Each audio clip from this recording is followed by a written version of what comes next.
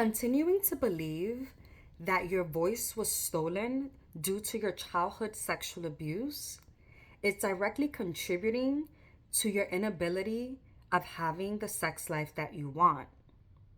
The reality is that your voice was not stolen. It was maybe stunted, shrunken, but not stolen. I promise you that it's living somewhere in your body. You just haven't developed the practice of listening, of searching for it, of knowing how your body is communicating. It is a language that you may not have learned yet, or that you are learning but need a little bit more support in integrating.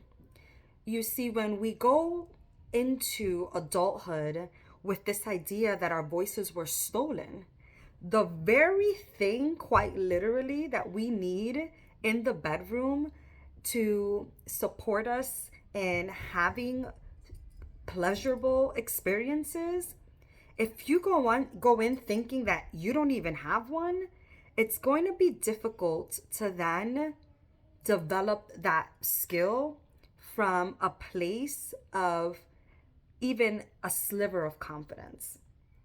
So, reframing how you are viewing the residual impacts of your childhood sexual abuse can really support you in starting to develop that skill. Another thing that most of us may not admit and is probably subconscious is that if we tell ourselves that, well, I don't have a voice, it rids us of responsibility for actually taking the time, taking the necessary journey to actually have the sex life that we want.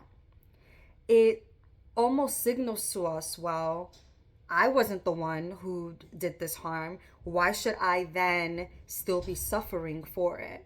The reality is that now in adulthood, it's up to us to take responsibility. No one is saying that you're taking responsibility for the harm that someone did to you, but you do have to take responsibility today, be the sexually educated adult that you always needed now for that sexually wounded child that, of course, still lives inside of all of us.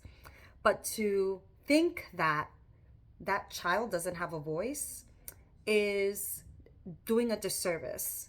That voice appears in the ways of our emotions, our sensations, the uncomfortable ones that we continue to stuff, smoke away, eat away, ignore, suppress. And we just choose, through all of the ways that I just told you, we choose to not listen. We choose to muffle those voices. We choose to continue to stifle that voice of help, that cry, that feeling that we may call sensations and emotions, but it correlates quite frankly to the voice that we say has been stolen from us.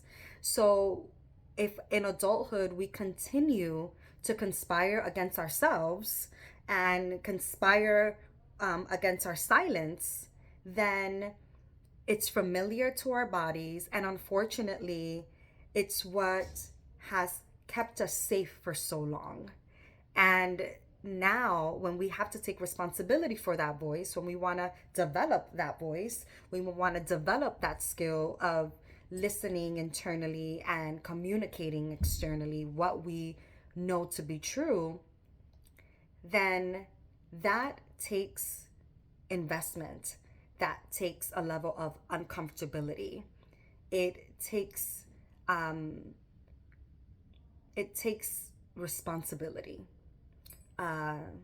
So if you are interested in really confronting that narrative and finding a body-based way to begin to listen and develop that skill for yourself, I invite you to join me in some one-on-one coaching. My name is Betsy Perez, and I hope that you are well, and I'll talk to you in the next video.